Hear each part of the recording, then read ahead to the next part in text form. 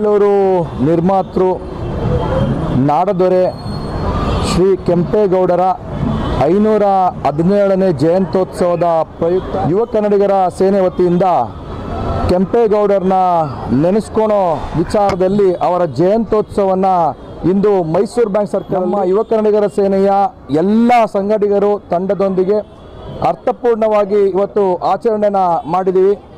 ಈ ಒಂದು ಸಮಾರಂಭದಲ್ಲಿ ಆರೋಗ್ಯ ಶಿಬಿರ, ರಕ್ತದಾನ ಶಿಬಿರ, ಅನ್ನ ಸಂತರ್ಪಣೆ ಜೊತೆಯಲ್ಲಿ ಸಾಮಾಜಿಕ ಕಾರ್ಯಕ್ರಮನ ಮಾಡಿದ್ದೀವಿ. ಇವತ್ತು ಏನು ಇಡೀ ಪ್ರಪಂಚದಲ್ಲೇ ಬೆಂಗಳೂರು ಇವತ್ತು ಅತಿ ಮುಖ್ಯವಾದ ಸಿಟಿ ಆಗಿದೆ. ಅದಕ್ಕೆ ಮುಖ್ಯ ಕಾರಣ ನಾಡಪ್ರಭು ಕೆಂಪೇಗೌಡರು ಹಾಕೊಟ್ಟಂತಹ ಬುನಾದಿ. ಅವತ್ತಿನ ಅವರ ಯೋಜನೆ ಹೇಗಿತ್ತು ಅಂದರೆ, ಸುಮಾರು 1000 ವರ್ಷಗಳು ಕಳೆದರೂ ಕೂಡ ಬೆಂಗಳೂರು ಭದ್ರವಾಗಿರಬೇಕು, ಬೆಂಗಳೂರು ಬೆಳಿಬೇಕು ಅನ್ನೋ ಅವರ ಯೋಜನೆ ಇವತ್ತು ನಾವು ಇಷ್ಟು ದೊಡ್ಡ ಮಟ್ಟದಲ್ಲಿ ಬೆಂಗಳೂರು ಉಳಿಲಿಕ್ಕೆ ಕಾರಣ. ಪ್ರತಿ ವರ್ಷ ಅವ್ರನ್ನ ಸ್ಮರಿಸ್ಕೊಳ್ಳೋ ಕೆಲಸನ ಯುವ ಕನ್ನಡಿಗರ ಸೇನೆ ವತಿಯಿಂದ ಮಾಡ್ತಾ ಇದ್ದೀವಿ. ಜಯಂತ್ಯೋತ್ಸವ ಕೇವಲ ಆಚರಣೆಗಷ್ಟೇ. ನಾನು ಸರ್ಕಾರಕ್ಕೆ ಒಂದು ಮನವಿನ ಮಾಡ್ತಾ ಇದ್ದೀನಿ. ಕೆಂಪೇಗೌಡ ಜಯಂತಿ ದಿನವನ್ನ ರಜಾ ದಿನವಾಗಿ ಘೋಷಿಸಬೇಕು. ದಿನವಾಗಿ ಘೋಷಿಸಿದ್ರೆ ಶಾಲಾ ಮಕ್ಕಳಿಗೂ ಕೂಡ ಒಂದು ರಜೆ ಏನಕ್ಕೆ ಆಗುತ್ತೆ ಅಂತೇಳಿ ಕೆಂಪೇಗೌಡರನ್ನ ಸ್ಮರಿಸ್ಕೊಳ್ತಾರೆ. ಜೊತೆಯಲ್ಲಿ ಏನು ಒಂದು ಬೆಂಗಳೂರು ವಿಶ್ವವಿದ್ಯಾಲಯದಲ್ಲಿ ಗೌಡರ ಅಭಿವೃದ್ಧಿ, ಅವರ ವಿಚಾರವಾಗಿ ಒಂದು ಅಧ್ಯಯನ ಮಾಡಲಿಕ್ಕೆ, PhD ಮಾಡಲಿಕ್ಕೆ ಒಂದು ಸಂಸ್ಥೆಯನ್ನು ತೆರಿಬೇಕು. ಕೆಂಪೇಗೌಡರನ್ನ ಪ್ರತಿ ವರ್ಷ ಸ್ಮರಿಸ್ಕೊಳ್ಳುವಂಥ ಅಭಿವೃದ್ಧಿ ಪ್ರಾಧಿಕಾರಿಗಳಿಗೆ ಹೆಚ್ಚು ಅನುದಾನಗಳನ್ನ ಕೊಡಬೇಕು ಮುಖಾಂತರ ಸರ್ಕಾರನ ಮನವಿನ ಮಾಡ್ತೀನಿ. ಸರ್ಕಾರ ಮಾಡಿದ್ರು ಕೂಡ ನಾವು ಕೆಂಪೇಗೌಡರನ್ನ ಸ್ಮರಿಸ್ಕೊತೀವಿ. ಏಕೆಂದರೆ ಕೆಂಪೇಗೌಡರು ಎಲ್ಲ ಜಾತಿಗೆ ಸೇರಿದಂಥವರು, ಎಲ್ಲ ವರ್ಗದಕ್ಕೆ ಸೇರಿದಂಥವರು. ಅವ್ರನ್ನ ಜಾತ್ಯತೀತವಾಗಿ ಸ್ಮರಿಸ್ಕೊಳ್ಳೋ ಕೆಲಸನ ಯುವ ಕನ್ನಡಿಗರ ಸೇನೆ ಸದಾ ಮಾಡುತ್ತೆ ಅಂತ ಹೇಳಿಕೆ. ಇವತ್ತಿನ ಯುವ ಪೀಳಿಗೆಗೆ ಕೆಂಪೇಗೌಡರ ಕುಟುಂಬದಲ್ಲಿ ಇದ್ದಂಥ ಆದರ್ಶಗಳು ಪ್ರೇರಣೆ ಆಗಿರಬೇಕು. ಏಕೆಂದರೆ ಅವರ ಪ್ರೇರಣೆ, ಅವರ ಆದರ್ಶಗಳಿಂದ ಮಾತ್ರ ಇವತ್ತು ಬೆಂಗಳೂರು ಇಷ್ಟು ಭದ್ರವಾಗಿದೆ. ಎಲ್ಲೋ ಒಂದು ಕಡೆ ನಾವು ಅವ್ರನ್ನ ಸ್ಮರಿಸ್ಕೊಂಡಿರೋ ಅವ್ರ ಆದರ್ಶಗಳನ್ನ ಪಾಲಿಸ್ಕೊಂಡಿಲ್ಲ. ಹಿಂದಿನ ನಾಡಪ್ರಭು ಕೆಂಪೇಗೌಡರು ಕಟ್ಟಿದಂಥ ಬೆಂಗಳೂರು ಹೊರ ರಾಜ್ಯದ ಅಥವಾ ಬೇರೆ ಒಂದು ರಾಜ್ಯದ ಜನ ಬಂದು ಇಲ್ಲಿ ಆಡಳಿತ ಆಗೋ ಪರಿಸ್ಥಿತಿ ಬರ್ತದೆ. ಅದಕ್ಕೆ ನಾವು ಕನ್ನಡಿಗರು, ಕನ್ನಡಪರ ಸಂಘಟನೆಗಳು ಅವಕಾಶ ಕೊಡಲ್ಲ. ಅವರ ಆದರ್ಶಗಳನ್ನ ಇಟ್ಕೊಂಡೇ ನಾವು ಜಯಂತಿಗಳನ್ನ ಮಾಡಿಕೊಂಡು ಕನ್ನಡವನ್ನು, ಬೆಂಗಳೂರನ್ನ, ಕರ್ನಾಟಕ ಕಾಯೋ ಕೆಲಸವನ್ನು ಮಾಡ್ತೀವಿ ಅಂತ ಹೇಳಲಿಕ್ಕೆ ಇಷ್ಟಪಡ್ತೀವಿ. ಇಲ್ಲಿ 5 ವರ್ಷದಿಂದ ಸಂಘಟನೆ ಮುಖಾಂತರ ನಾವು ಇಲ್ಲಿ ಜಯಂತಿನ ಮಾಡ್ತಾ ಇದ್ದೀವಿ. ಯುವ ಕನ್ನಡಿಗರ ಸೇನೆ ವತಿಯಿಂದ ಇದು ಪ್ರಥಮ ವರ್ಷ. ಈ ವರ್ಷ ಆರೋಗ್ಯ ಶಿಬಿರ, ರಕ್ತದಾನ ಶಿಬಿರ, ಸಾಮಾಜಿಕ ಕಾರ್ಯಕ್ರಮಗಳನ್ನ ಮಾಡೋಕ್ಕೆ ಒಂದಷ್ಟು ಮನವಿಗಳನ್ನ ಕೂಡ ಕೊಡ್ತಾ ಇದ್ದೀವಿ. ಮುಂದಿನ ವರ್ಷ ಇನ್ನೂ ಹೆಚ್ಚಾಗಿ, ವಿಭಿನ್ನವಾಗಿ, ಅದ್ಧೂರಿಯಾಗಿ ಇಡೀ ರಾಜ್ಯವನ್ನೇ ನೋಡೋ ಥರ ಇದೇ ಜಾಗದಲ್ಲಿ ಕಾರ್ಯಕ್ರಮ ಮಾಡಬೇಕು ಅನ್ನೋ ಒಂದು ಆಸೆ ಇದೆ. ಮಾಡೋ ಶಕ್ತಿ ಕೆಂಪೇಗೌಡರು ಕೊಡ್ತಾರೆ ಅಂತ ಅಂದ್ಕೊಂಡಿದ್ದೀವಿ. ಬೆಂಗಳೂರಿನ ನಿರ್ಮಾತೃ ನಾಡಪ್ರಭು ಕೆಂಪೇಗೌಡರ ಜಯಂತಿಯನ್ನು ಅತ್ಯಂತ ಶ್ರದ್ಧೆಯಿಂದ ಪ್ರತಿ ವರ್ಷದಂತೆ ಈ ವರ್ಷವೂ ಕೂಡ ಸತತವಾಗಿ 5 ವರ್ಷಗಳ ಕಾಲ ಇದು ಆಗಲೇ ಇದೇ ಜಾಗದಲ್ಲಿ 4ನೇ ವರ್ಷ. ನಮ್ಮೆಲ್ಲರ ಸ್ನೇಹಿತರು ಆಗಿರ್ತಕ್ಕಂಥ ರಾಮಪ್ರಸಾದ್ ಗೌಡರು ಯುವ ಕನ್ನಡಿಗರ ಸೇನೆ ಎಂಬ ಒಂದು ಶೀರ್ಷಿಕೆಯಡಿ ಕನ್ನಡಾಂಬೆಯ ಒಂದು ಹೋರಾಟವನ್ನು ಮತ್ತು ಕನ್ನಡ ಭಾಷೆ, ನುಡಿ, ಭಾಷೆ, ಜಲ ಇವೆಲ್ಲದರ ಬಗ್ಗೆ ಹೋರಾಟವನ್ನು ಇಟ್ಕೊಂಡು ಕನ್ನಡ ಸೇನೆಯನ್ನು ಏನು ಕಟ್ಕೊಂಡಿದ್ದಾರೆ, ಈ ಕಾರ್ಯಕ್ರಮವನ್ನು ಅಷ್ಟೇ ಒಂದು ಭಕ್ತಿಯಿಂದ ಮಾಡ್ತಾ ಇರ್ತಕ್ಕಂಥದ್ದಿದೆ. ನಾಡಪ್ರಭು ಕೆಂಪೇಗೌಡರು ಬರೀ ಬೆಂಗಳೂರನ್ನು ಕಟ್ಟಿದ್ದಷ್ಟೇ ಅಲ್ಲ, ಬರೀ ಒಬ್ಬ ಒಳ್ಳೆಯ ಧೀಮಂತ ಆಡಳಿತಗಾರ ಅಷ್ಟೇ ಅಲ್ಲ, ಬೆಂಗಳೂರಿನ ಪ್ರಕೃತಿಯನ್ನು ಉಳಿಸಲಿಕ್ಕೆ ಅಂತೇಳಿ ಏನು ಕೆರೆಗಳನ್ನು ಕಟ್ಟಿರ್ತಕ್ಕಂಥದ್ದು, ಗಿಡ ಮರಗಳನ್ನು ನೆಟ್ಟಿರ್ತಕ್ಕಂಥ ನಾವು ನೋಡಿದ್ದೇವೆ. ಮತ್ತು ವಾಣಿಜ್ಯ ನಗರಿ ಬೆಂಗಳೂರು ಆಗಬೇಕು ಅಂಥೇಳಿ ಹಲವಾರು ಪೇಟೆಗಳನ್ನು ಏನು ನಿರ್ಮಾಣ ಮಾಡಿದರು. ಇವತ್ತಿಗೂ ಕೂಡ ಇವತ್ತು ಬೆಂಗಳೂರು ಏನಾದರೂ ಸಿಲಿಕಾನ್ ಸಿಟಿ ಅಂತ ಹೆಸರು ಪಡೆದಿದ್ರೆ ಅವರಿಗೆ ಕೊಡಬೇಕಾಗಿತ್ತು. ಯಾಕೆಂತಂದರೆ ಅವರು ಹಾಕ್ಕೊಟ್ಟಿರ್ತಕ್ಕಂಥ ಈ ಒಂದು ಭದ್ರವಾದಂಥ ಬುನಾದಿ ಮೇಲೆ ಇವತ್ತು ಬೆಂಗಳೂರು ಇಷ್ಟರ ಮಟ್ಟಕ್ಕೆ ಬಂದಿದೆ. ನಾವು ಇವತ್ತು ಒಳ್ಳೆಯ ನೀರನ್ನು ಕುಡಿತಾ ಇದ್ದೇವೆ, ಗಾಳಿಯನ್ನು ಸೇವಿಸ್ತಾ ಇದ್ದೇವೆ, ಊಟವನ್ನು ಮಾಡ್ತಾ ಇದ್ದೇವೆ ಅಂತಂದರೆ ಲಕ್ಷಾಂತರ ಜನರೇ ರಾಜ್ಯದಿಂದ ಬಂದು ಇಲ್ಲಿ ಸೇರ್ಕೋತಾರೆ.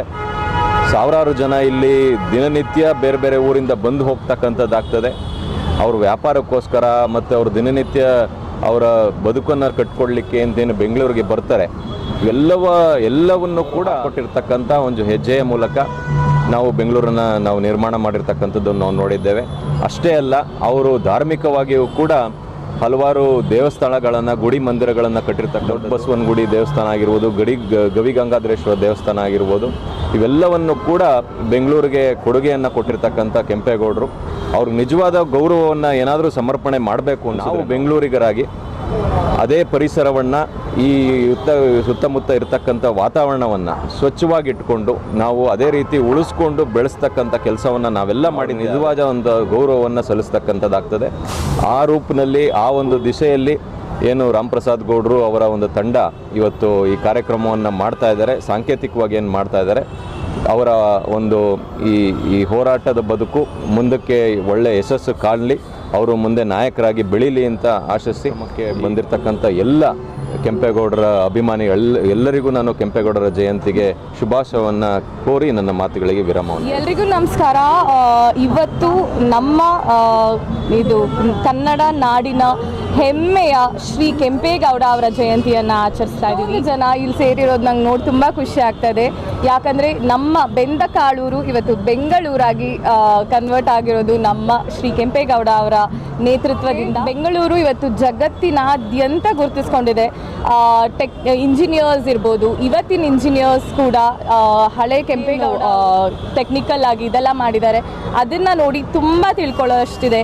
ಹಾಗೆ ಕೆಂಪೇಗೌಡ ಅವರವರು ನಿರ್ಮಿಸಿರುವ ಎಷ್ಟೋ ಕೆರೆಗಳು ಮತ್ತು ಸಿಟಿಗಳು, ಹಾಗೆ ಅವರು 4 ಮೂಲೆಗಳಲ್ಲಿ 4 ಇದನ್ನು ಸ್ಥಾಪಿಸಿ ಕೋಟೆಗಳನ್ನು ನಮ್ಮದೊಂದು ಬೌಂಡ್ರಿ ಅಂತ ಮಾಡಿದ್ರು. ಆಗಿನ ಕಾಲದಲ್ಲೇ ಅವರು ಅಷ್ಟು ಒಂದು ಟೆಕ್ನಾಲಜಿ ವೈಸಲ್ಲಾಗಿರೋ ಅಭಿವೃದ್ಧಿಯ ಇದರಲ್ಲಾಗಿರ್ಬೋದು ತುಂಬ ದೊಡ್ಡ ಮಟ್ಟದಲ್ಲಿ ನಮಗೆಲ್ಲರಿಗೂ ಒಂದು ಮಾದರಿಯನ್ನು ಹಾಕಿಕೊಟ್ಟಿದ್ದಾರೆ.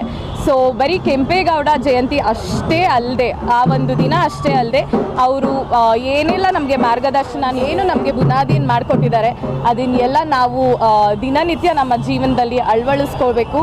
ಹಾಗೆ ಪ್ರತಿದಿನ ಒಂದು ಕೆಂಪೇಗೌಡ ಜಯಂತಿಯನ್ನು ಆಚರಿಸೋ ಥರ ಒಂದು ಮಾದರಿಯನ್ನು ಮತ್ತು ಅವರು ನಮಗೇನು ಯಶಸ್ಸನ್ನು ಕೊಟ್ಟೆಲ್ಲರೂ ಚೆನ್ನಾಗಿ ನೆರವೇರಿಸ್ಕೊಂಡು ಹೋಗೋಣ. ಬೆಂಗಳೂರನ್ನು ಇನ್ನಷ್ಟು ದೊಡ್ಡ ಮಟ್ಟಿಗೆ ಬೆಳೆಯೋ ಹಾಗೆ ಇಡೀ ಜಗತ್ತೇ ತಿರುಗಿ ನೋಡ್ತಾ ಇದೆ ಆಲ್ರೆಡಿ ಬೆಂಗಳೂರನ್ನ. ಇನ್ನಷ್ಟು ದೊಡ್ಡ ಮಟ್ಟದಲ್ಲಿ ಇಂಜಿನಿಯರ್ಸ್ ಬರಲಿ, ಡಾಕ್ಟರ್ಸ್ಗೆ ಬೆಂಗಳೂರು ಇನ್ನಷ್ಟು ದೊಡ್ಡ ಮಟ್ಟಕ್ಕೆ ಯಶಸ್ಸಾಗಲಿ. ಧನ್ಯವಾದಗಳು. ಆ್ಯಂಡ್ ಇವತ್ತು ಯಾರೆಲ್ಲ ಈ ರಾಮಪ್ರಸಾದ್ ಗೌಡ್ರು ಸರ್ ಇವತ್ತು ಆಯೋಜಿಸಿದ್ದಾರೆ ಸರ್, ತುಂಬ ಒಳ್ಳೆಯ ಕಾರ್ಯಕ್ರಮ. ಬಿಕಾಸ್ ಇದೆಲ್ಲ ನಮಗೆ ಗೊತ್ತಾಗಬೇಕು ಆ್ಯಂಡ್ ಸಾಕಷ್ಟು ಜನ ಇನ್ನಷ್ಟು ಯಶಸ್ಸನ್ನು ಕಾಣಲಿ. ವಾಟ್ ಎವರ್ ಲೈಕ್ ನೀವು ಮಾಡಿರೋ ಕಾರ್ಯ ತುಂಬ ಚೆನ್ನಾಗಿದೆ. ಆ್ಯಂಡ್ ರಕ್ತ ಶಿಬಿರ ಇಟ್ಕೊಂಡಿದ್ದೀರಾ, ಸಂತರ್ಪಣೆ ಇಟ್ಕೊಂಡಿದ್ದೀರಾ, ತುಂಬ ಒಳ್ಳೆಯ ಕಾರ್ಯ. ಇನ್ನಷ್ಟು ನೀವು ರಾಜಕೀಯದಲ್ಲಿ ಬೆಳೀರಿ. ಆ್ಯಂಡ್ ನಮ್ಮ ಬೆಸ್ಟ್ ವಿಶಸ್. ವಿನಯ್ ಅವರು, ಥ್ಯಾಂಕ್ಸ್ ಫಾರ್ ಇನ್ವೈಟಿಂಗ್. ವಿನಯ್ ಗೌಡ್ರು ಇನ್ವೈಟ್ ಮಾಡಿದ್ದು ತುಂಬ thank you. And even Vinay is in politics ಅಲ್ವಾ, so all the best Vinay ಗೌಡ್ರಿಗೂ ಕೂಡ. So all the best.